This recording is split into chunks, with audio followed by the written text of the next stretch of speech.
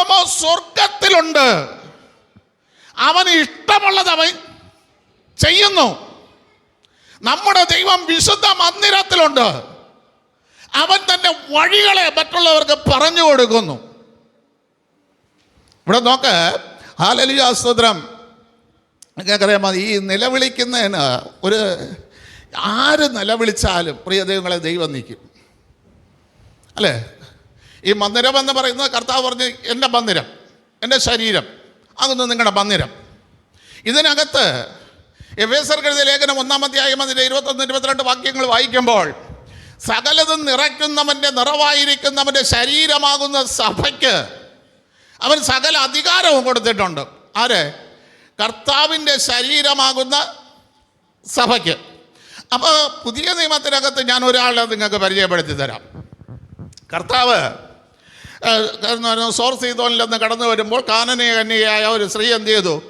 തൻ്റെ മകൾക്ക് ഭൂതോപദ്രവം കൂടിയിരിക്കുന്നു എന്ന് പറഞ്ഞ് കർത്താവിനോട് നിലവിളിച്ചു. ശരിക്കും ഈ സഹോദരി കർത്താവിനോട് നിലവിളിക്കാൻ എന്തെങ്കിലും യോഗ്യതയുണ്ടോ? ആവർത്തന പുസ്തകം 7-ാം അധ്യായം അതിൻ്റെ 1, 2, 3 വാക്യങ്ങളൊന്ന് ഓട്ടിച്ച് വായിച്ച് വേഗത്തിൽ സൗമ്യതയോടുകൂടി വേഗത്തിൽ പോകുന്നു. ആ ആ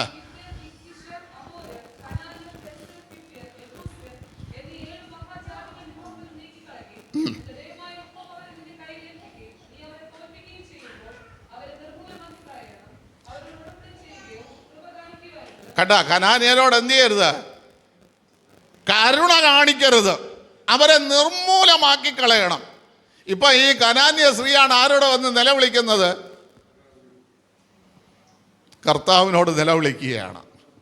അതുകൊണ്ടാണ് കർത്താവ് പറഞ്ഞത്, ഹല്ലേലൂയ, സ്തോത്രം, മക്കളുടെ അപ്പം എടുത്ത നായ്ക്കുട്ടികൾക്ക്. ഈ കനാന്യരുടെ മെയിൻ തൊഴിലെന്തരെന്നറിയാമോ? കച്ചവടം. അത് സക്കറിയ പ്രവാചകന്റെ പുസ്തകം 12:5 വരെ വായിക്കുമ്പോഴും, എസ്കേൽ പ്രവാചകന്റെ പുസ്തകം 16 വായിക്കുമ്പോഴും, യെശയ്യാ പ്രവാചകന്റെ പുസ്തകം 21 വായിക്കുമ്പോഴും ഒക്കെ നമുക്ക് കാണാൻ കഴിയുന്നു. ഞാൻ കന്യാകുളങ്ങരയിൽ സഭ നടത്തുമ്പോൾ ഒരു ആദ്യോസ്തോത്രം മലക്കറി കച്ചവടം ചെയ്യുന്ന ഒരു സഹോദരിയെ, ലളിത എന്ന് പറയും, നിങ്ങളല്ല, ലളിത സഹോദരിയെ ചെന്ന ആലയത്തിൽ വിളിക്കും. കാര്യം ഇവരുടെ കാല് ഏന്തിയാണ് ഇവർ നടക്കുന്നത്, ഇങ്ങനെ നടക്കുന്നത്. അപ്പോൾ ഇവർക്ക് വേണ്ടി എണ്ണ പ്രാർത്ഥിച്ചു കൊടുക്കുകയൊക്കെ ചെയ്തു കഴിഞ്ഞപ്പോൾ ഇവരെ ഞാൻ ആലയത്തിലേക്ക് വിളിച്ചു. അപ്പോൾ അവർ പറഞ്ഞത്, അവർ RC പള്ളിയിൽ പോകുന്നവരാ, അവർ പറഞ്ഞത്, പാസ്റ്ററെ ഞാൻ പള്ളിയിൽ വരില്ല. ഞാൻ ചോദിച്ചു, എന്ത് സഹോദരി വരാത്തതിന് കാരണം? ഞാൻ കപടമാണ് ചെയ്യുന്നത്. പിടി കിട്ടിയാ? എന്ത് ചെയ്യുന്നു? കപടമാണ് ചെയ്യുന്നത്.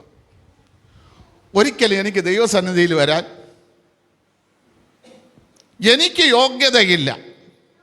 ഞാൻ വാങ്ങുന്നതൊന്ന്, കൊടുക്കുന്നത് വേറൊന്ന്.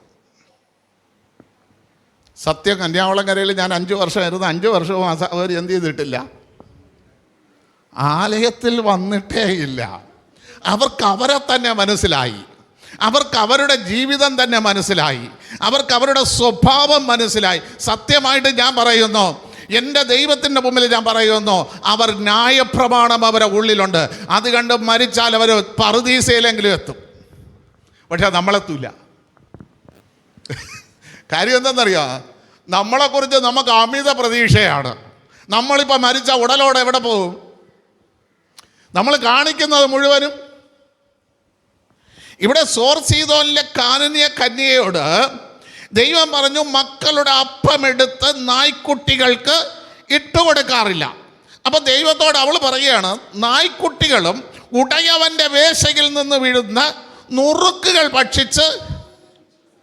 എന്തിനാ കർത്താവ് അങ്ങനെ പറഞ്ഞത്? മക്കളുടെ അപ്പമെടുത്ത് നായ്ക്കുട്ടികൾക്ക് ഇട്ടുകൊടുക്കാനില്ലെന്ന കരുണ കാണിക്കാതെ. പക്ഷെ കർത്താവ് അവളെക്കുറിച്ച് പറഞ്ഞ വലിയൊരു സാക്ഷ്യമുണ്ട്. അവൾക്ക് വലിയ വിശ്വാസമുണ്ട്. നമ്മളെ വിശ്വാസത്തെ ഒന്ന് ശോധന ചെയ്തേ. ഹല്ലേലൂയ, സ്തോത്രം. സ്ത്രീയെ, നിന്റെ വിശ്വാസം വലുത്. ഈ വിശ്വാസം അവളിൽ നിന്ന് പുറത്തു വരേണ്ടതിനാണ് എൻ്റെ കർത്താവ് അവളോട് അത് പറഞ്ഞത്. വലിയ വിശ്വാസം. ശതാധിപനോട് പറഞ്ഞു, ഇത്രയും വിശ്വാസം ഞാൻ ഇസ്രായേലിൽ കണ്ടിട്ടില്ല. ശപിക്കപ്പെട്ടവരാ, ജാതികളാ. ഇനി ഒരാള് എരിഹോവിലിരിക്കുന്നു, കുരുടൻ. അവനോട് പറഞ്ഞത്, നിന്റെ വിശ്വാസം നിന്നെ രക്ഷിച്ചു. അവൻ വിളിച്ചു ദൈവത്തോട്, ദാവീദപുത്ര, ഞങ്ങളോട് കരുണ തോന്നണമേ എന്ന് വിളിച്ചു. വിളിക്കുമ്പോൾ ആ മുൻനടന്നു പോയവർ, കർത്താവിൻ്റെ മുമ്പേ കുറച്ച് പേര് പോവുകയാണ്, അവനെ ശാസിച്ച് വിളിക്കരുതെന്ന് അവനോട് പറഞ്ഞു അനങ്ങാതിരിക്കാൻ. പക്ഷെ അവൻ വിളി നിർത്തിയില്ല. അവനെ പാസ് ചെയ്ത് അപ്പുറത്ത് പോയതിനു ശേഷം കർത്താവ് നിന്നു. കുരുടന്മാരെന്ന് തെളിയിക്കുന്നതിന് എരിഹോമിൽ ഒരു പുതപ്പ് കൊടുത്തിട്ടുണ്ട്. എന്തിനെന്നറിയാമോ? ഈ പുതപ്പ് വെച്ചുകൊണ്ടാണ് ദേഹത്തിട്ട് കഴിഞ്ഞാൽ എല്ലാവരും അറിയും എന്താണ് ഇവൻ കുരുടനാണ്, വല്ലതും ഇട്ട് കൊടുക്കണമെന്ന്. കർത്താവ് അവിടെ നിന്നിട്ട് പറഞ്ഞു, അവനെ വിളിപ്പീൻ.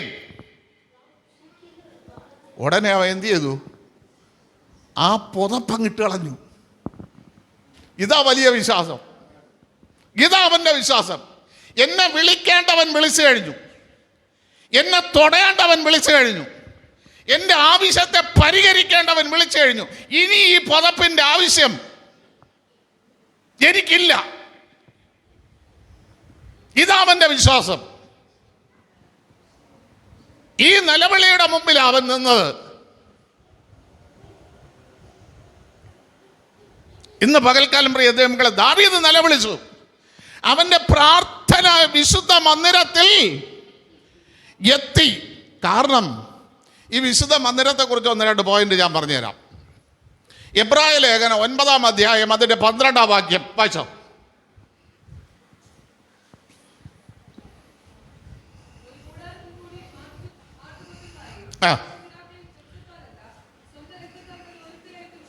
കണ്ടോ? അപ്പോ ഈ കൊട്ടാരത്തിൽ ആരുണ്ട്? ഈ മന്ദിരത്തിൽ ആരുണ്ട്?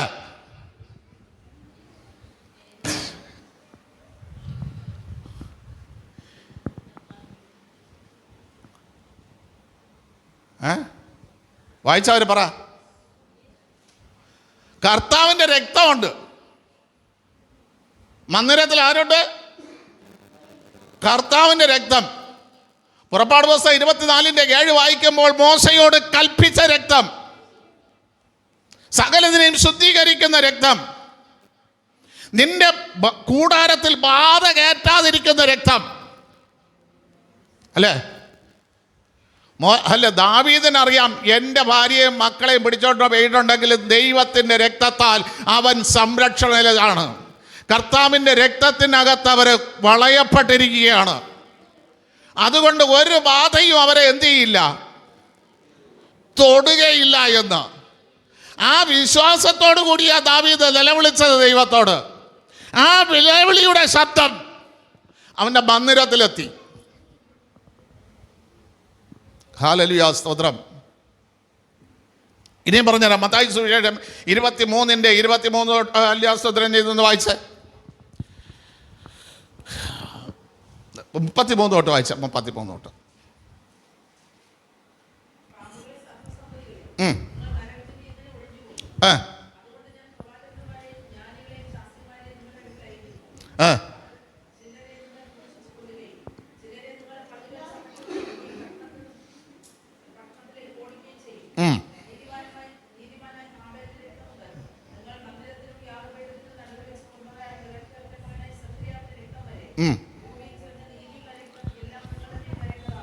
കണ്ട? അപ്പൊ ആലയത്തിനകത്ത് എന്തുണ്ട്? ചില പ്രതികാരങ്ങളുണ്ട്. ഏതൊക്കെ നീതിമാന്മാരെ കൊന്നോ, ഹാബേലിന്റെ രക്തം തൊട്ട് തുടങ്ങി മന്ദിരത്തിനും യാഗപീഠത്തിനും നടുവിൽ വെച്ച് മരിച്ച സക്കറിയാവിന്റെ രക്തത്തിന് വരെ ഞാൻ പ്രതികാരം ചെയ്യും. അപ്പൊ ആലയത്തിനകത്ത് എന്തുണ്ട്?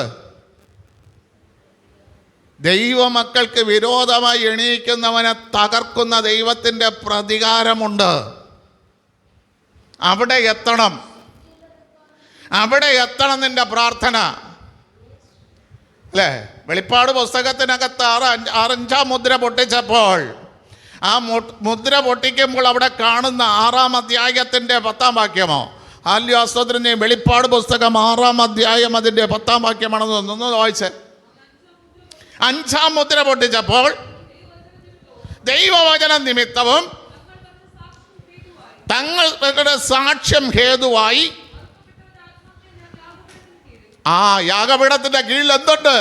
Praise the Lord. എന്തുണ്ട് ഈ യാഗപീഠത്തിന്റെ കീഴിൽ? എന്തുണ്ട്?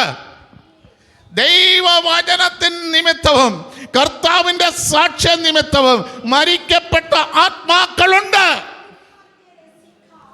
ഏതൊക്കെ വ്യക്തികളെ ഈ സഭയിൽ വെച്ച് തകർത്തോ, ഏതൊക്കെ വ്യക്തികളെ കുറ്റം വിധിച്ച് കൊന്നോ, അവരുടെ ആത്മാക്കൾ ഇവിടെ ഉണ്ട്. 5-ാം മുദ്ര വെട്ടിച്ചപ്പോൾ കണ്ടത് അതാ. അവര് പറയുകയാണ്, വിശുദ്ധനും സത്യവാനുമായ നാഥ, ഇന്നും ഞങ്ങളെ കുറ്റം വിധിച്ച് കൊന്നിട്ട്, ദൈവവചനത്തിന് പറഞ്ഞ് ആക്ഷേപിച്ച് ഞങ്ങളെ കൊന്നിട്ട് സന്തോഷമായി ജീവിക്കുന്നവരുണ്ട്, സമാധാനത്തിൽ ജീവിക്കുന്നവരുണ്ട്, അവരെ ആനന്ദിച്ച് ജീവിക്കുന്നവരുണ്ട്. അവരോട് എപ്പോൾ പ്രതികാരം ചെയ്യും? Praise the Lord. ദൈവാലയത്തിൽ എന്തുണ്ട്?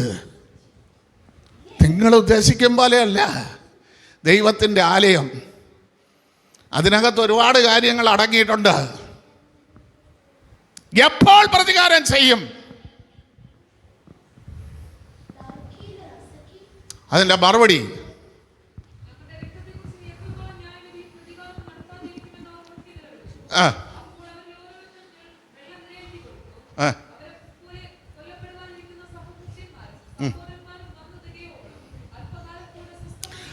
അല്പകാലം കൂടെ. ദൈവത്തിനൊരു ന്യായവിധിയുണ്ട്. ആ ന്യായവിധി എന്ന് പറയുന്ന അല്പകാലം കൂടെ. നീ ക്ഷമിച്ചോ?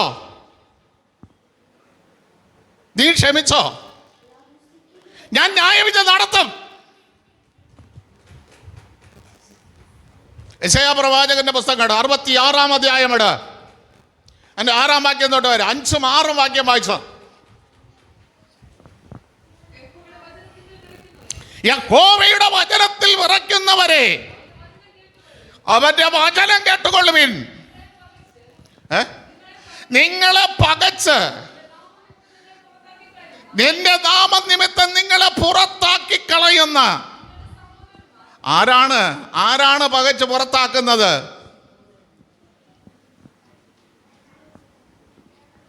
നിങ്ങളുടെ സഹോദരങ്ങൾ.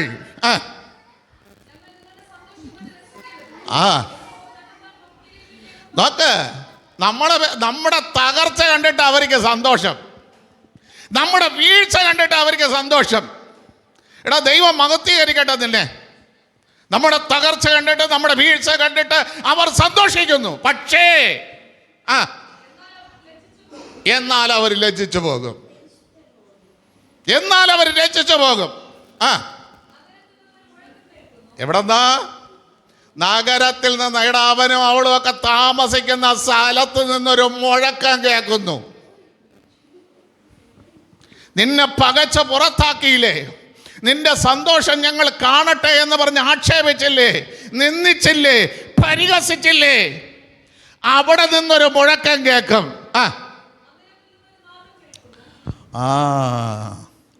ആ മുഴക്കം എവിടെ നിന്ന് തുടങ്ങിയത്? മന്ദിരത്തിൽ നിന്ന്. മന്ദിരത്തിൻ്റെ പ്രത്യേകത മനസ്സിലായ? ഒരു ഞായറാഴ്ചത്തെ വിശ്വാസിയായിട്ട് വന്നിരുന്നിട്ട് പോകുമ്പോൾ ചിന്തിക്കണം, എനിക്ക് ആ മുഴക്കം കിട്ടുന്നുണ്ടോ എന്ന്. ഞായറാഴ്ച മാത്രം വന്നിരുന്നിട്ട് പോകുമ്പോഴേ ചിന്തിച്ചിട്ടുണ്ടോ എനിക്ക് ആ മുഴക്കം കിട്ടുന്നുണ്ടോ എന്ന്? Praise the Lord. ഹല്ലേലൂയ. വായിച്ചോ? തൻ്റെ ശത്രുക്കളോട് പ്രതിക്രിയ ചെയ്യുന്ന യഹോവയുടെ നാദം. ഇത് മനസ്സിലായ? യഹോവയുടെ നാദം, തൻ്റെ ശത്രുക്കളോട് പ്രതിക്രിയ ചെയ്യുന്ന യഹോവയുടെ നാദം മന്ദിരത്തിലുണ്ട്. ഇതാ ദാവീദ് പറഞ്ഞത്, എൻ്റെ പ്രാർത്ഥന എവിടെ എത്തി? മന്ദിരത്തിലെത്തിയെന്ന്. അവിടെ നിന്ന് മറുപടി. മന്ദിരത്തെ ചവിട്ടി തേച്ച് കളഞ്ഞിട്ട് മന്ദിരത്തിനുള്ള മഹത്വം കൊടുക്കാതെ പോകുന്ന നിനക്ക് എവിടെ നിന്ന് ഈ പ്രതിക്രിയ നടക്കും? പറ.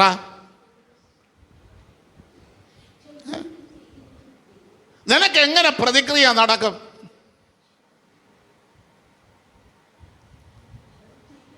ആദ്യം ദൈവത്തിൻ്റെ മന്ദിരം, ദൈവത്തിൻ്റെ ശരീരത്തിന് നീ മഹത്വം കൊട്.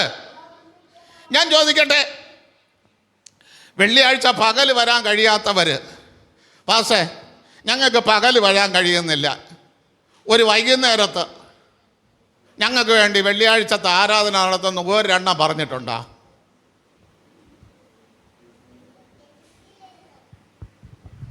ഒരെണ്ണം.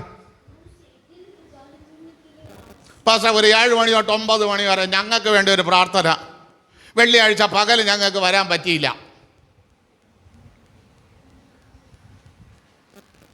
സിയോൻ പുത്രിമാരെ നിങ്ങളെ ചൊല്ലി നിങ്ങളെ മക്കളെ ചൊല്ലിയും കരയുകയാണെന്ന് പറഞ്ഞ സമയം, ഇല്ല എനിക്ക് വരാൻ പറ്റിയില്ല പാസേ, ഏതെങ്കിലും ഒരു ദിവസം എൻ്റെ കുടുംബത്തിന് വേണ്ടി 1 മണിക്കൂർ പ്രാർത്ഥിക്കണം പാസേ, ഞാൻ ആലയത്തിൽ വരും എന്ന് പറയുന്ന ഒരെണ്ണം.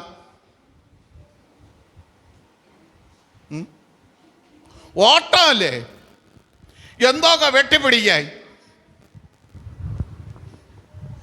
ആലയത്തിനകത്തുള്ള പ്രത്യേകത നിനക്കറിയാം. നിലവിളിയുടെ അബ്രഹാമിനോട് ദൈവം പറഞ്ഞു, നിനക്ക് ഞാൻ ഒരു മോനെ തരും, അത് വാഗ്ദത്ത സന്തതിയാണ്, അവനാണ് ഇതെല്ലാം നേടാൻ പോണത്. അപ്പം നേരത്തെ ജനിച്ചത്, അവൻ്റെ രക്തത്തിൽ ജനിച്ച വേറൊരു മോനുണ്ട്, ഇല്ലേ? ഉണ്ട്. നമ്മളെ വീട്ടിൽ 2 എണ്ണം ഉണ്ടെങ്കിൽ ഏതെങ്കിലും ഒന്നായിരിക്കും വാഗ്ദത്തം. ഒന്ന് ചവറ്റുകുട്ടയില, യാക്കോബും ഉണ്ട്, ഏശാവും ഉണ്ട്. ഏശാവ് ചവറ്റുകുട്ടയിൽ, യാക്കോബ് വാഗ്ദത്തവും. ഇസ്മായിലും ഉണ്ട്, ഇസഹാക്കും ഉണ്ട്. ഇസ്മായിൽ ചവറ്റുകുട്ടയിലും, ഇസഹാക്ക് വാഗ്ദത്തവും.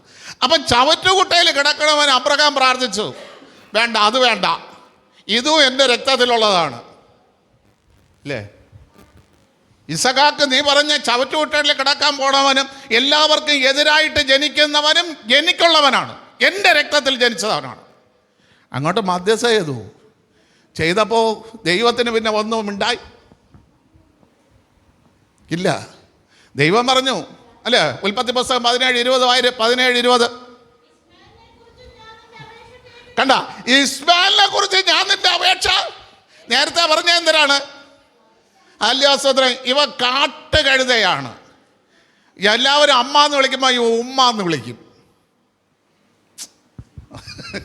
നേരെ തല തിരിച്ച എന്ത് ചെയ്യുള്ളൂ ഇവായി. നമ്മളെല്ലാവരും വലതു വാക്ക് കൊണ്ട് കൊടുക്കുമ്പോൾ ഇവ ഇടത് വാക്ക് കൊടുക്കും. എല്ലാവർക്കും വിരോധമായിട്ട് ഇവ കൊടുക്കും. എല്ലാവരുടെ കൈയും ഇവന് വിരോധമായിരിക്കും, ഇവൻ്റെ കൈ എല്ലാവർക്കും വിരോധമായിരിക്കും. ഇതെല്ലാം പറഞ്ഞു. പക്ഷെ മധ്യസ്ഥ ചെയ്യേണ്ടവൻ അപ്പൻ മോന് വേണ്ടി അങ്ങോട്ട് മധ്യസ്ഥ ചെയ്തപ്പം ദൈവം പറയാണ്, എടേ കാര്യമൊക്കെ ശരി, നീ അപേക്ഷ ഞാൻ കേട്ട്. അപ്പന്മാരുണ്ടാ മക്കൾക്ക് വേണ്ടി കുത്തിയിരുന്ന് പ്രാർത്ഥിക്കുന്ന അപ്പന്മാര്?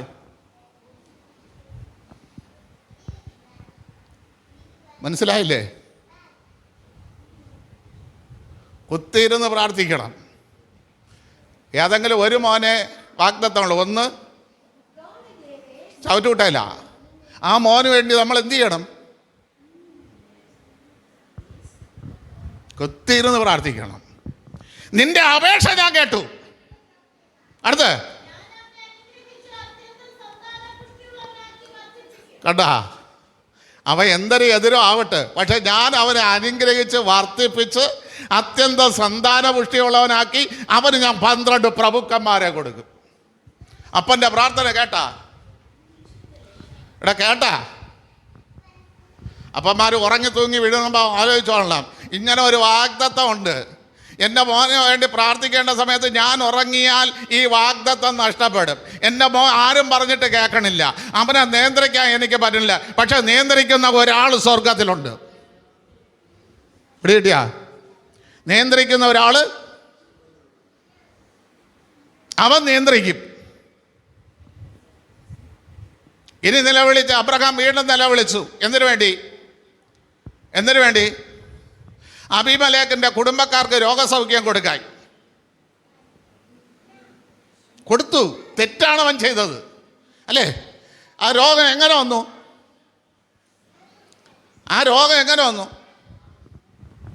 അബ്രഹാമിൻ്റെ ഭാര്യയെ പിടിച്ചോണ്ട് പോയപ്പോൾ ദൈവം പറഞ്ഞു, അതൊരു ആദ്യമായിട്ട് പ്രവാചകൻ എന്ന് പറയുന്നത് അബ്രഹാമിനെയാ. പിന്നെ ഹാനോക്കിനെ പ്രവാചകൻ എന്ന് പറയുന്നത് യൂദയാ. ദൈവം നേരിട്ട് പറഞ്ഞൊരു പ്രവാചകനാണ് അബ്രഹാം. അബ്രഹാമിൻ്റെ ഭാര്യയെ നോക്കിക്കൊണ്ട് അവൻ്റെ ഭാര്യയെ കൈവശപ്പെടുത്താൻ ശ്രമിച്ചപ്പോൾ ദൈവം കൊടുത്ത രോഗം. നിങ്ങൾക്കറിയാമോ പ്രിയ ദൈവമക്കളെ, നമ്മുടെ വീട്ടിലുള്ള മക്കൾ, നമ്മുടെ ഭാര്യ വെളിയിലിറങ്ങി പോകുമ്പോൾ യാവനെങ്കിലും എന്തെങ്കിലും പറഞ്ഞ് വചനം പറഞ്ഞ് പ്രാർത്ഥിക്കരുത്. പിന്നെ അവൻ ആരുടെ പറയില്ല. വചനം പറഞ്ഞ് പ്രാർത്ഥിക്കരുത്. പിന്നെ പറയണമെങ്കിൽ ഇത്തിരി പൊളിയും. തൊടേണ്ടവൻ തൊടും. പിടി കിട്ടിയ? തൊടേണ്ടവൻ, നമ്മളൊന്നും അറിയണ്ട, തൊടേണ്ടവൻ തൊടും. ഹല്ലേലൂയ, സ്തോത്രം. എനിക്കതിലൊക്കെ നല്ല ഉറപ്പാ. രോഗം കൊടുത്തു, പിന്നെ ആര് പ്രാർത്ഥിക്കേണ്ടി വന്നു? പിന്നെ നമ്മൾ പ്രാർത്ഥിച്ചാൽ എന്തുള്ളൂ? ഇവിടെ കെട്ട അധികാരം തന്നവൻ ദൈവം.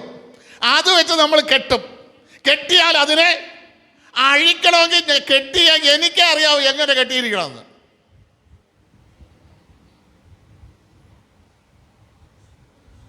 ഹല്ലേലൂയ, സ്തോത്രം. ഇന്ന് പകൽക്കാലം പ്രിയ ദൈവമക്കളെ, മന്ദിരത്തിലെത്തണം പ്രാർത്ഥന. നിങ്ങൾക്കറിയാമോ, റാഗേലിന് എപ്പോഴും മക്കളെ കൊടുത്തു?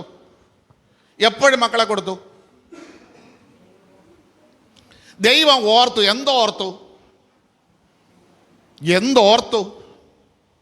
ദൈവം റാഗേലിനെ ഓർത്തു. അവളെ നീക്കാൻ മക്കളെ കൊടുത്തു, അല്ലേ? ഉൽപ്പത്തി 30:22 വാക്യം. എന്തായിരിക്കും റാഗേലിനെ കുറിച്ച് ഓർത്തത്?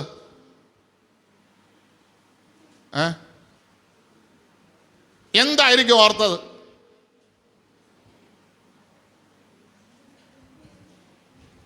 എടാ, ഈ റാഗേലിന് വേണ്ടി 7 14 പിന്നെ 4 വർഷം 20 വർഷം ജോലി ചെയ്ത് അബ്രഹാമിനെ ഓർത്തു, അല്ലേ? യാക്കോബിനെ ഓർത്തു. ഇവക്ക് വേണ്ടിയാണ് എന്ത് ചെയ്തത്? എൻ്റെ വാഗ്ദത്തമുള്ളവൻ ഇത്രയും കിടന്ന് കഷ്ടപ്പെട്ടത്. ഞാൻ ചോദിക്കട്ടെ, ഭാര്യമാർക്ക് ഇങ്ങനെ കിടന്ന് കഷ്ടപ്പെടുന്ന ഭർത്താവ് എത്ര പേരുണ്ട്? ഓർക്കണ്ടേ ഭാര്യയെ? നിനക്കൊരു തലമുറയെ കിട്ടണ്ടേ? നിന്റെ നന്മകൾ അവകാശമായിട്ട് അനുഭവിക്കായി. ഇത് ഓട്ടമല്ലേ? പണം ഉണ്ടാക്കായി, പദവിക്ക് വേണ്ടി. ദൈവം റാഗേലിനെ ഓർത്തപ്പോൾ ആദ്യം ഓർത്തത് യാക്കോബിനെയാ. റാഗേലിന് വേണ്ടി കഷ്ടപ്പെട്ട യാക്കോബിനെ ഓർത്തു. ഹല്ലേലൂയ, സ്തോത്രം. എന്നിട്ട് യാക്കോബിൻ്റെ 11 മക്കളെയും ഓർത്തു, 10 മക്കളെയും ഓർത്തു. എന്നിട്ട് അത് ഓർത്തത്, യാക്കോബിൻ്റെ 10 മക്കളെയും ഓർത്തെന്ന്. എന്നിട്ട് അത് ഓർത്തത്, എടാ, ഈ 10 മക്കളെ സംരക്ഷിക്കേണ്ടവൻ ജനിക്കേണ്ടതവളാണ്. റാഗേലിൻ്റെ ഉദരത്തിൽ അത് കിടക്കണം. ഈ 10 മക്കളെയും സംരക്ഷിക്കേണ്ടവൻ കിടക്കണത് എവിടെയാ? റാഗേലിൻ്റെ ഉദരത്തിനകത്താ. പിടി കിട്ടിയ? ഇത് ദൈവം ഓർത്തപ്പോൾ റാഗേലിൻ്റെ നിന്നയും നീക്കിക്കൊടുത്തു. നമ്മളതിൽ എന്ത് ഓർക്കാമുണ്ട്? നമുക്കൊക്കെ ജീവിക്കാനുള്ള പണം ബാങ്കിലും ഉണ്ട്, സമ്പാദിച്ച. പിന്നെ എന്തരന് യോസേപ്പിനെ വിറ്റാലല്ലേ ഇവരെ ദാരിദ്ര്യം മാറും. യോസേപ്പിനെ വിൽക്കണമെങ്കിൽ യോസേപ്പിനെ പ്രസവിക്കണ്ടേ? യോസേപ്പിനെ പ്രസവിക്കണമെങ്കിൽ റാഗേൽ ഗർഭിണിയാകട്ടെ. പിടികിട്ടിയാ? നമ്മൾ ബാങ്കിൽ എത്തിയിട്ടുണ്ട്, എല്ലാം ഒരുക്കി വെച്ചിട്ടുണ്ട്. എപ്പോഴും സുഖമില്ലാതെ വീഴ്ന്നാലും ആശുപത്രിയിൽ പോകാൻ ഇപ്പം പിന്നെ ഒരു സ്റ്റാർ ഹെൽത്ത് ഉണ്ട്. അത് നിസ്സാരപ്പെട്ട രോഗം വന്നാലും നമ്മൾ എവിടെ പോവുള്ളൂ? ഒരു വയറുവേദന വന്നാലും എവിടെ പോവും? കേരളത്തിൽ നിന്ന് മെഡിക്കൽ കോളേജ് കഴിഞ്ഞാൽ ഏറ്റവും മുനിസിപ്പാലിറ്റി ഉള്ള ആശുപത്രി എന്നുള്ള കിംസ, ആനേറ. നമ്മൾ അവിടെ പോവും. അവിടെ ചെന്നിട്ട് പറയുമ്പോൾ സാറേ അത് മരുന്ന് വാങ്ങിച്ചിട്ട് വരാൻ നിൽക്കില്ല. കാരണം എന്താണ്? പേയ്മെൻറ്റ് അടയ്ക്കണം. മറ്റേ 2 ദിവസം കിടന്നാലേ പൈസ കിട്ടുള്ളൂ. അത് കണ്ട് നമ്മൾ അവിടെ കിടക്കും. വെള്ളിയാഴ്ച വയ്യ, ഞായറാഴ്ച കഴിഞ്ഞ് തിങ്കളാഴ്ച രാവിലെ വരാമെന്ന്. അപ്പോൾ ആലയത്തിലും വേണ്ടല്ല. ചോദിച്ചാൽ പറയാമല്ലോ നമുക്ക്, പാസ്റ്ററെ ഒട്ടും വയ്യായിരുന്നു, ഞാൻ കിംസിലായിരുന്നു. അത്ര സീരിയസ് ആയ. എന്തിനാ കിംസിൽ പോയെന്ന് പറഞ്ഞാൽ സ്റ്റാർ ഹെൽത്ത് ഉള്ളത് കൊണ്ട്. പിടികിട്ടില്ലേ? ഹല്ലേലൂയ. നിന്നെ ഓർക്കാൻ എന്താണ് ദൈവത്തിൻ്റെ ഭാഗത്തുള്ളത്? നിന്നെ ഓർക്കാൻ. ഓർത്താൽ വിടുതല. നോഹയും കുടുംബത്തെ ഓർത്തപ്പോൾ എന്ത് വിടുതൽ നടന്നു? നോഹയും കുടുംബത്തെയും ദൈവം ഓർത്തപ്പോൾ എന്ത് വിടുതലാണ് നടന്നത്?